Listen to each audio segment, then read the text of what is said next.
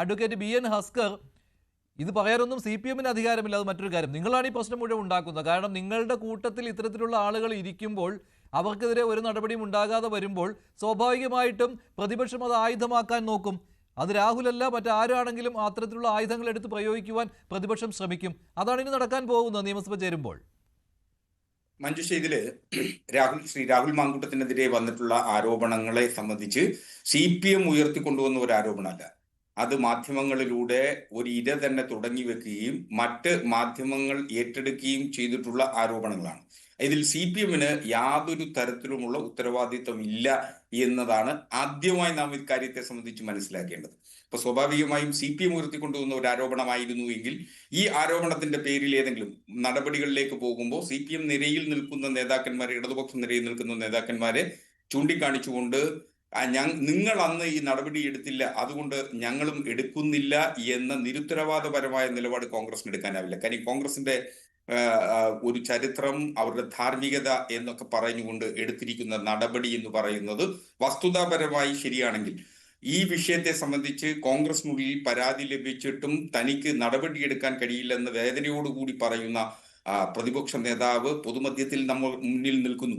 പരാതി ലഭിച്ചിട്ടും, ഒരു സ്ത്രീപീഡന പരാതി ലഭിച്ചിട്ടും പ്രതിപക്ഷ നേതാവ് എന്ന് പറയുന്ന ഭരണഘടനാപരമായ അധികാര സ്ഥാപനങ്ങൾ ക്യാബിനറ്റ് റാങ്കോടുകൂടി ഇരിക്കുന്ന അദ്ദേഹം ആ പരാതി പോലീസിലേക്ക് അയച്ചു കൊടുത്തില്ല എന്നത് നിയമത്തിന്റെ മുന്നിൽ നീതീകരിക്കുന്നതിന് അദ്ദേഹത്തിന് കഴിഞ്ഞിട്ടുമില്ല എന്നുള്ളതാണ് വസ്തുത. ഒന്ന്.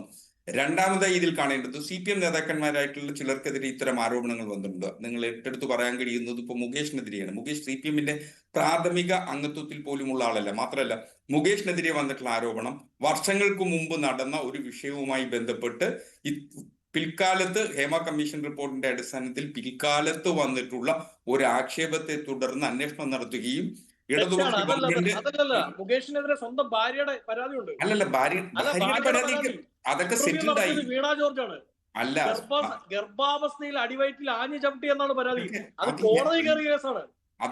അവരുടെ ഡിവോഴ്സ് കേസിൽ, അല്ല ഹസ്കർ അങ്ങൊരു അഭിഭാഷകനല്ലേ, അവരുടെ ഡിവോഴ്സ് കേസിൽ എതിർഭാഗം, അതായത് സരിതയുടെ ഭാഗം ഉന്നയിച്ച ഏറ്റവും പ്രധാനപ്പെട്ട ആരോപണം അതാ. ആ ഓർഡർ എടുത്ത് വായിച്ചു നോക്ക്. മുകേഷിനെതിരെ എക്സ് പാർട്ടി ഓർഡർ കോടതി കൊടുക്കുന്നത് ഈ ഗർഭാവസ്ഥയിൽ അടിവയറ്റിൽ ചവിട്ടി എന്നുള്ള കേസാണ്. അല്ല, ന്യായീകരിക്കണം. പിന്നെ പ്രാഥമിക അംഗത്വത്തിൽ ഇല്ലാത്ത ആളെ പറ്റി എങ്ങനെയാണ് ജില്ലാ സമ്മേളനത്തിൽ ആലോചന വന്നത്? എങ്ങനെയാണ് അദ്ദേഹം ജില്ലാ സമ്മേളനത്തിന്റെ ഭാഗമായി ആ വേദിയിൽ ഉണ്ടായിരുന്നത്? നിങ്ങളുടെ പ്രധാനപ്പെട്ട എല്ലാ വേദികളിലും കൊല്ലത്തെ മുകേഷ് ഉണ്ടാവുന്നത് എങ്ങനെയാ? പ്രാഥമിക അംഗത്വത്തിൽ ഇല്ലാത്ത, യാതൊരു ബന്ധവും ഇല്ലാത്ത ആൾക്കാരെ പിടിച്ച് MLA ആക്കുന്നതാണോ നിങ്ങളുടെ പണി? മുകേഷിന്റെ കാര്യത്തിൽ നിങ്ങൾക്ക് ന്യായീകരിക്കാൻ ഒന്നുമില്ല കേട്ടോ. ഹസ്കർ മുകേഷിന്റെ കാര്യത്തിൽ നിങ്ങൾക്ക് ന്യായീകരിക്കാൻ ഒന്നുമില്ല. നിങ്ങൾ ആ മുകേഷിനെ ചേർത്ത് പിടിച്ച് നടക്കുകയായിരുന്നു എന്ന കാര്യത്തിൽ സംശയമില്ല. നിയമസഭാ സമ്മേളനത്തിൽ പങ്കെടുക്കുന്നതിലും അദ്ദേഹത്തിന് ഒരു തടസ്സവും ഉണ്ടായില്ല.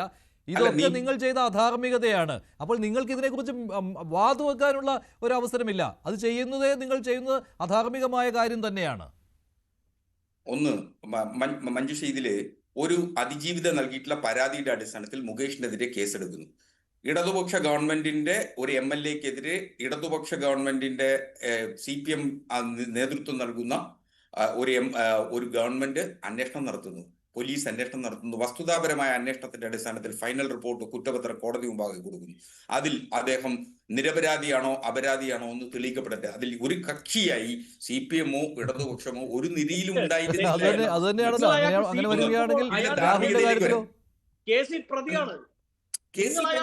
കൊടുക്കുന്ന കാലത്ത് അവരുടെ മുൻ ഭാര്യയുടെ ആരോപണം ഈ ജനസമൂഹത്തിന്റെ മുമ്പിലുണ്ട്.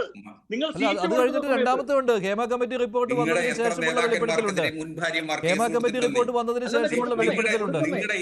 അതാണ് അദ്ദേഹം പറഞ്ഞു വന്നത്. ഹസ്കർ, ഒന്ന്, നിങ്ങളുടെ മുൻ എത്ര നേതാക്കന്മാർക്കെതിരെ, 1/2 ഡസനിലധികം നേതാക്കന്മാർക്കെതിരെ ഇതുപോലെ തന്നെ നേരത്തെ പരാതികൾ വരികയും ആ ഭാര്യമാരുടെ പരാതികളിൽ ഡിവോഴ്സ് ആയിട്ടുള്ള MLA-മാരും നിയമസഭയിലുണ്ടെന്നേ കോൺഗ്രസിന്റെ. അപ്പോ അവരുടെ ആരും പേരെടുത്ത് പച്ചയ്ക്ക് വിമർശിക്കുന്നതിന് തയ്യാറാകാത്തത് കൊണ്ടാണ്. അപ്പൊ മുകേഷിന്റെ മുൻ ഭാര്യയെ നൽകിയിട്ടുള്ള പരാതി എപ്പോഴും കുടുംബ കോടതികളിൽ ഭാര്യമാർ നൽകുന്ന, ഭാര്യയോ ഭർത്താവോ നൽകുന്ന പരാതികളിൽ അതിശയോക്തിയും അതിൽ അതിവിചിത്രമായ കഥകളും ഒക്കെ തന്നെ വരാറുണ്ട്. അതൊക്കെ കോടതി ആ രീതിയിൽ മാത്രമേ പരിശോധിക്കാറുള്ളൂ, പരിഗണിക്കാറുള്ളൂ. രണ്ടാമത്തെ കേസുമുണ്ട്. ഈ ഹേമ കമ്മിറ്റി റിപ്പോർട്ട് വന്നതിന് ശേഷമുള്ള വെളിപ്പെടുത്തലുണ്ടല്ലോ, ആ കേസും ഉണ്ട് ഇപ്പോൾ. അല്ല, ആയിക്കോട്ടെ. ഞാൻ മുകേഷിനെ ന്യായീകരിച്ചുകൊണ്ടല്ല ഇക്കാര്യങ്ങൾ പറയുന്നത്. മുകേഷിനെതിരെ വന്നിട്ടുള്ള ആരോപണങ്ങൾ, ആ ആരോപണങ്ങൾ അദ്ദേഹം ഒരു സിനിമാക്കാരൻ എന്ന നിലയിൽ വന്നിട്ടുള്ളതാണ്. അദ്ദേഹം ഒരു MLA എന്ന നിലയിൽ, ഒരു MLAയോ ജനപ്രതിനിധി എന്ന നിലയിലോ അദ്ദേഹത്തിനെതിരെ ഇത്തരം ആരോപണങ്ങളോ ആക്ഷേപങ്ങളോ ഇല്ല. ഒന്ന്, അതവിടെ നിൽക്കട്ടെ. അതെങ്ങനെയാണ് രണ്ടായിട്ട് കാണാൻ സാധിക്കുക? എന്താണ് ആ വേർതിരിവ്? എന്താണ് ആ വേർതിരിവിനുള്ള മാനദണ്ഡം? എന്താണ് ഒന്ന്, MLA ആയതിനു ശേഷം ഞാൻ ചോദിക്കട്ടെ, ഷർട്ട് ഇടുമ്പോൾ രാഷ്ട്രീയക്കാരനും ചുമപ്പ് ഷർട്ട് ഇട്ടാൽ സിനിമാക്കാരനും എന്നാണോ? രണ്ടിനെ രണ്ടായി എങ്ങനെ കാണുന്നത്? നിങ്ങൾ അല്ല, ഞാൻ എന്റെ സമയമാണ് വസന്ത്. അല്ല വസന്ത്, ഇത് എന്റെ സമയല്ലേ?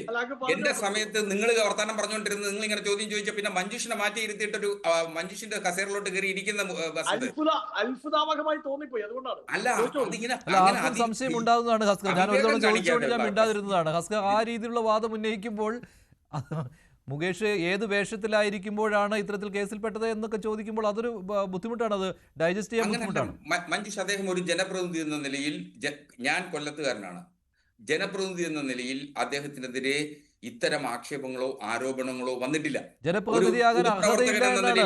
ജനപ്രതിനിധിയായിട്ട് മത്സരിക്കുവാൻ അദ്ദേഹത്തിന് സീറ്റ് കൊടുക്കുവാനുള്ള അർഹതയില്ലായിരുന്നു, അത്രേ ഉള്ളൂ. അല്ല, ജനപ്രതിനിധി ആയിട്ടൊന്നും ചെയ്തില്ല എന്ന് പറയുമ്പോൾ അല്ലല്ല, അങ്ങനെ പറഞ്ഞിട്ട് കാര്യമില്ല.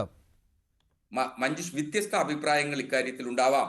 ആ അഭിപ്രായങ്ങളെ വളരെ കൃത്യമായി തന്നെ ഈ പാർട്ടി പരിശോധിക്കുകയും ഈ ആരോപണങ്ങളെ സംബന്ധിച്ച് പാർട്ടിക്ക് കിട്ടിയിട്ടുള്ള ബോധ്യങ്ങൾ, പോലീസ് നടത്തുന്ന അന്വേഷണം, ആ അന്വേഷണത്തോട് നടപടിയെടുക്കട്ടെ എന്നുള്ള വളരെ ഉത്തരവാദിത്തപ്പെട്ട ഒരു നിലപാട് ഇടതുപക്ഷം എടുത്തിട്ടുണ്ട് എന്നുള്ളതാണ് വസ്തുത. ഒന്ന്. രണ്ട്, ഇവിടെ സംഭവിച്ചെന്താ, നിങ്ങളുടെ 2 MLA-മാർക്കെതിരെ ഈ നിയമസഭാ സമ്മേളന കാലയളവിൽ ഇതുപോലെ സമാനമായ ആക്ഷേപങ്ങൾ, വിൻസെന്റിനെതിരെയും അതുപോലെ എൽദോസ് കുന്നപ്പള്ളിക്കെതിരെയും ഈ ആരോപണങ്ങൾ, കേസുകൾ എടുത്തു.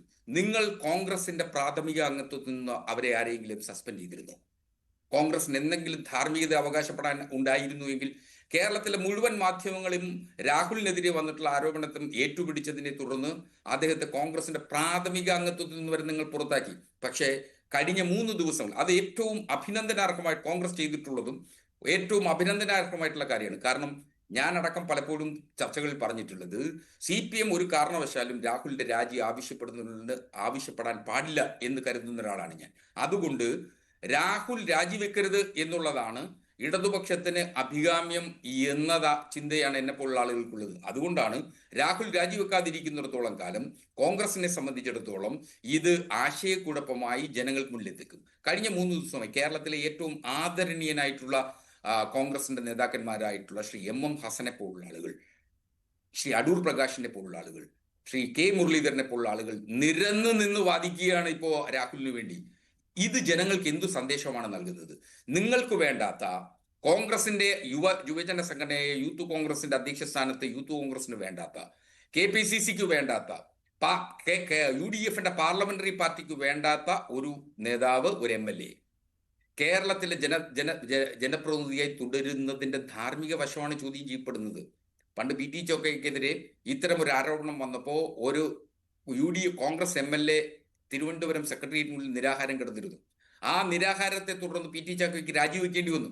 അങ്ങനെ രാജിവെച്ച ചരിത്രവും പാരമ്പര്യവുമുള്ള കോൺഗ്രസ് കഴിഞ്ഞ വർത്തമാനകാലത്ത് കോൺഗ്രസ് ഇപ്പോൾ നേരിടുന്ന ഏറ്റവും വലിയ അപജയങ്ങൾ ഇക്കാര്യത്തിലാണ്. വിൻസെന്റിനെതിരെ വന്നുള്ള ആരോപണവും എൽദോസ് കുന്നപ്പള്ളിക്കെതിരെ വന്നിട്ടുള്ള ആരോപണവും കേസുകളായി കോടതി മുമ്പാകെ നിൽപ്പുണ്ട്.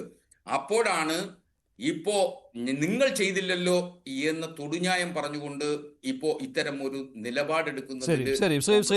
ഇതിൽ അങ്ങോട്ടും ഇങ്ങോട്ടും ആരോപണം ഉണ്ടാകും, പക്ഷേ